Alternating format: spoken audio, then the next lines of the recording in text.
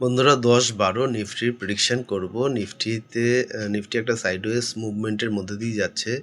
যেহেতু 26,300 যে লেভেলটা রয়েছে ইম্পর্ট্যান্ট লেভেল, রেজিস্ট্যান্স লেভেল, সেই লেভেলে ধাক্কা মেরে নিফটি প্রফিট বুকিং শুরু করেছে।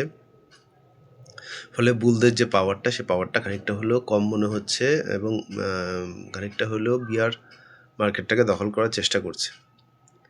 যদি আমরা পিসিআর রেশিও দেখি তাহলে দেখব যে কারেন্ট মান্থ পিসিআর রেশিও হচ্ছে 1.02, যেটা আগের দিন ছিল 1.12।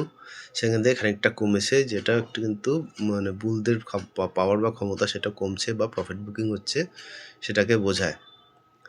যদি দেখি যে কন্ট্রাক্ট কত অ্যাড হয়েছে, কত ক্লোজ হয়েছে, সেক্ষেত্রে দেখব যে 67 লক্ষ ওপেন ইন্টারেস্ট পুটে অ্যাড হয়েছে 26,900 এই লেভেলে। ফলে এটা মনে করা যেতে পারে যে বুলটা 25,900 এই লেভেলে, মাফ করবেন।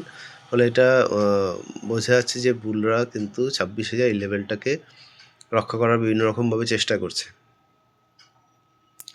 এই কয়েকটা ইম্পর্ট্যান্ট লেভেলের কথা বলি। 25,923 আগের দিন যেটা একটা ড্রাগন ফ্লাই ডোজি তৈরি করেছিল নিফটি, তো তার উপরের দিকে 25,923 এই লেভেলটার উপরে যতক্ষণ নিফটি থাকবে ততক্ষণ নিফটি বুলিশ থাকবে। তলার দিকে ওই ড্রাগন ফ্লাই ডোজির একদম তলার 25,733 এই লেভেলের নিচে কিন্তু নিফটি শর্ট হওয়া শুরু করবে, বিয়ারিশ হয়ে যাবে। 26,028 এই লেভেলটা হচ্ছে গিয়ে নিফটির পরবর্তী টার্গেট, একটা ইম্পর্ট্যান্ট লেভেল, যে লেভেলে নিফটি পৌঁছানোর জন্য বুলরা বিভিন্ন রকমভাবে চেষ্টা করছে। ধন্যবাদ বন্ধুরা।